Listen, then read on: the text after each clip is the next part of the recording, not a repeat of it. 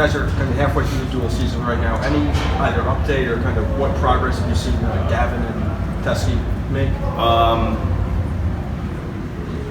Well, I think they're both making progress. I don't know if we'll expect. Is actually not going to be on our team.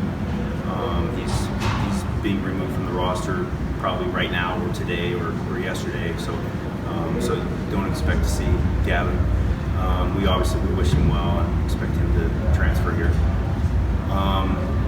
And Teskey's he's working, and there's a chance you can see Teskey, but Schnupp's getting better, and he's going out there with some fire and some enthusiasm a little bit. So we just got to do what we're going to do regardless of what happens at that week. Gavin's decision, was that a long time coming? Was that recent where that decision was made to transfer? No, it was recent.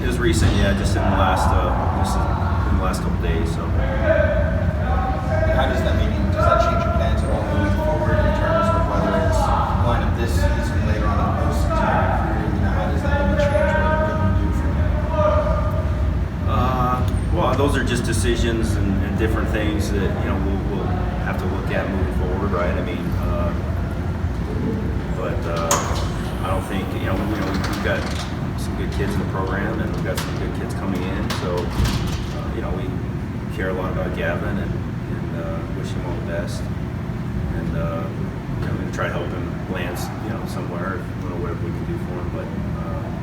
But yeah, I mean, there's a lot of changes and moving parts in college athletics, and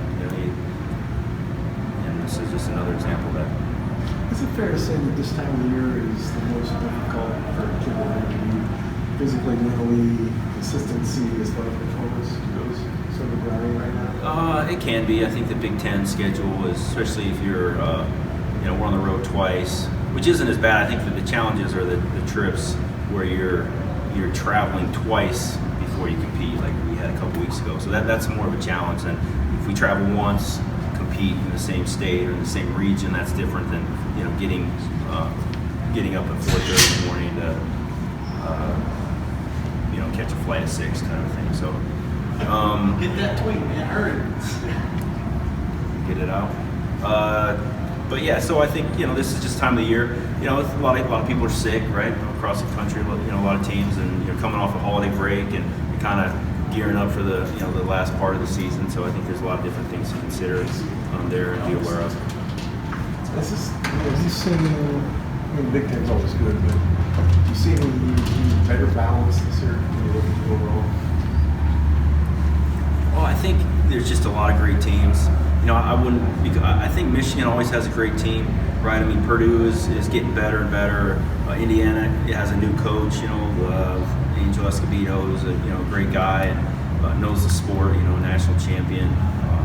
Minnesota's climbing, and Iowa's always great. Ohio State's always great. So I think the conference is tough. I think it's tough every year, and I think that's going to change. But I don't think this year is. I don't think it's any different because I think all the teams are pretty darn good. I think they were good last year also. So it's just every year it's just that's what makes it fun to be in this conference. You got to be ready to go, and it's a great challenge, and that's what you got to live for. At this point of the season, what's been the biggest surprise for you with your team, a positive or negative? Well, it's just still early, right? So I think we have a lot of potential. I think this team has a lot of potential. Nothing's given, right? I think we've got to continue to improve and just work with enthusiasm. I think that's the big word, and continue to wrestle with a smile on our face and with some fire, and then not worry so much about whether we're winning or losing. It's more about just how are we competing, and I think that's something that we'll see improve. I mean, that's my job as a coach and as a staff, to make sure these guys are enjoying this process and focused and clear on what they want. But this has been a very focused group, from start to finish, and we hope to get stronger as we move along here. Just to follow up on that one, this year's team seems a little different in the fact that there's been that little bit of a lull in that they just seem to be going through the motions. Do you sort of see that compared to maybe last year at this time of the year where it was just push, dominant? Well, I think we had matches last year at the same time of the year where we weren't necessarily on fire, but we'll see how we finish, right? I mean, every year is different, right? I mean, you have different challenges, same kids, they've been there before, but again, you still got to get fired up and be excited about doing it again. And as a team, you got to be excited about the same thing, And I mean, if the opportunity to compete and possibly win a national championship doesn't fire you up, then there's not much else that we can do. So, but yeah, I think we didn't look great the last couple weeks, but I think Nebraska had a very good team also, and a lot of good individuals, and Wisconsin, they came in ready to go, and so we'll see how we do moving forward here. But I like this team. Might be a little bit above your pay level, but do you understand, Brandon Ingram's complaint and Penn State fans' complaints about the NCAA tickets? Is there anything you can do? Well, I think that's been an issue every year, especially when they hold the tournament on this side of the country, right? It's very difficult to get a ticket when it's on the East Coast, or even last year in Ohio. It's just really difficult to get a ticket, and this year I know we saw our allotment and it was 200 or 300 less than we got last year, and last year we didn't have nearly enough tickets. So we definitely need to be in a bigger venue, and it's just not something that people are going to listen to what I say. So I try not to get too caught up in it or concerned about it. Although it is frustrating in that we have a lot of very loyal and long-term fans and alumni that can't get tickets to the national tournament, and I don't really have a solution for them, because I mean we get a few tickets, but there's just so many people that want tickets, right? It's kind of out of our hands. So I get emails and texts from people that think I can get them tickets. I can, and I don't want to be the ticket master or worrying about tickets. I mean, that's just part of coaching and part of a job, and in this field, obviously. So, but yeah, it's frustrating. I think we definitely need to stay in larger arenas, and I thought that was pretty clear a few years ago that they wouldn't put the tournament in any smaller arenas moving forward. But then they end up doing it again. But it's cool that it's in Pittsburgh, and we're very happy that it's in Pittsburgh. It's just going to be tough to get in and watch. Cael, last week, a couple of the guys talked about gaming and how much fun they have away from the mat. From your point of view, how important is it to have something kind of totally leave wrestling out of that they can enjoy together? Well, I think, a lot of gaming, right? I mean, you're talking about college students, so if our kids are playing video games, I'd much rather see that than them running around downtown, or at the bars or something. So as long as they're getting their homework done and they're doing well in school, it's great. Get on there, and it doesn't affect your sleep. I mean, there's a lot of studies that showing that Fortnite is affecting the sleep of probably a large percentage of kids and students around the country. So it's just things you got to be smart about, and everything. You just got to be wise in how much time. But yeah, I know our kids are. We got some kids that think they're going to be professional Fortnite players, I think, when they graduate from college. And like I said, as long as they're doing well and doing what they need to be doing, there's a lot of worse things they can be doing. Do you ever get in on any of it with them? Well, I play Fortnite a little bit, but I'm no good. So, we've got some kids that are pretty good. They usually. They will not usually invite me to their team because it's just they have to carry me. But every once in a while, I'll play with them. But I have two kids, and they play video games on the weekends.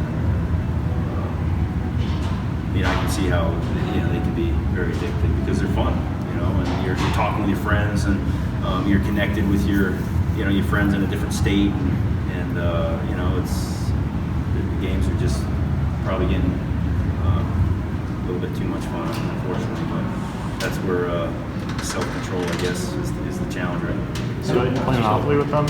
I have not played Monopoly with them. I don't, you know, I taught them how to play Risk, and then I stopped playing because they just all use my strategy just like, you know, to the T, and so it wasn't really as much fun anymore. But you know, those are good, wholesome games, right? And them spending some time together, it's good. You know? So what strategy you're taking over Australia first? Well, I mean that's everybody's strategy, but I can't even get into it because it just won't work as well. You know, I mean it's a pretty simple game, right? But a lot of life lessons can be learned from the game of Risk. No doubt about that. So when Mark Hall used those couple Fortnite celebrations last year, did you recognize that? Did someone need to explain them to you, or were you already on top of it? I'm not sure what you're talking about, so I guess He I had, like, needed the to be big- explained. Oh, the hammer. Yeah, the hammer, and some of those. Yeah, I guess I didn't realize that was a Fortnite celebration. Yeah, I mean, one thing, you know, it's probably not good. I'm not too excited about it, but you know, you see, you know, they have these kids that are playing video games, and they have dances and celebrations after they have success, and so hopefully that doesn't take off. You know, I'm not a big fan of that. You know, like I'll play the game and I get shot, and then you know some 5-year-old kid like doing some dance over where I got shot, you know, calling me a loser, you know, loser dance or something. So I think that's just part of the.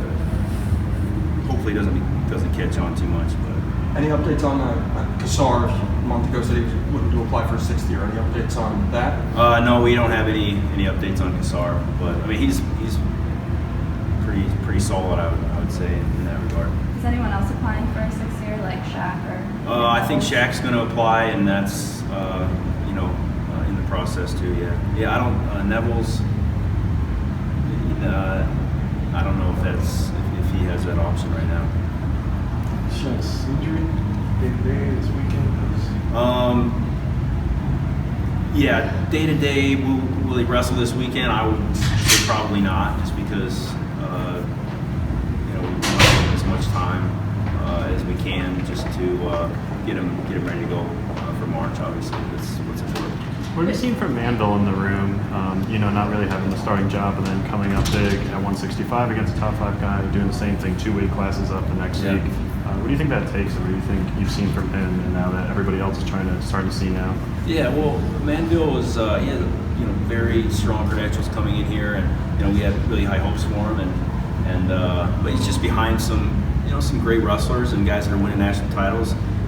And so when he gets a chance to compete, you know, we want to give him that opportunity. I know he was, you know, he's 2 weights below, but he wanted to compete in that match, and we felt like he would, you know, compete well, and he did. You know, obviously 2 weeks ago, like here against Wick, he did a nice job. You know, got his hands on one of the, you know, the best guys in the country, and fought hard. And so, you know, he's a guy that, you know, we could very likely be counting on. Right, it's up to them and everyone else in the room and incoming kids that we have in the program. But yeah, I think it's been a great experience for him, and his confidence should be definitely growing from these experiences. What did he weigh in this weekend? We weighed him in at 169, I think. Oh. So he's wrestling in a freestyle or Greco tournament this weekend. So he just you know he could be back at 65 the following weekend. With Nick Lee, you said that you've been working with him on trying to finish the shots more. How does he respond in practice when he has something specific like that to work on? Well, Nick's a very intelligent kid. He knows what he needs to do, and he wants to win. He wants to be successful. So he's always been very receptive and very coachable, and he's just an incredibly optimistic kid all the time. So you know he's always going to be moving forward. Is he going to have any time this weekend to see his friends and family in Indiana, or all work? Yeah. You know, his parents are here. I think most of the time when he's competing, they're you know not going to. Most of I don't think our parents miss a lot of their kids' matches, but probably not a lot of hanging out time. He's a focused individual. His brother's here, Joe. He's not here right now. He's actually sick this week, but he's always in here. So he's got family around. I think his grandmother lives in town, so I don't know how much friend time he'll have unless he gets on Fortnite and gets online and chats it up that way. I don't know if he plays Fortnite. I don't think he's not a video game guy. If Mason's going big, are you taking Minnesota and Loops? Oh yeah, yep. That might be a split. Possibly, yeah. Yeah, we haven't had them wrestle off or anything along those lines. Did you ever have like a homecoming duel like Nick Lee has this weekend going home? Like, I know there's really nowhere, not too much in Utah, but is there anything like that? You know, we try to get our kids home, you know, once or twice, depending on how far away they live, you know. Neville's, we went to California when he was a freshman, I think, or sophomore maybe. Actually, I think he ended up being hurt and didn't get to experience that, but he was on the trip. So that didn't really kind of backfire. But yeah, we want our kids to have a chance to wrestle at home in front of the home crowd. I think that's important to them.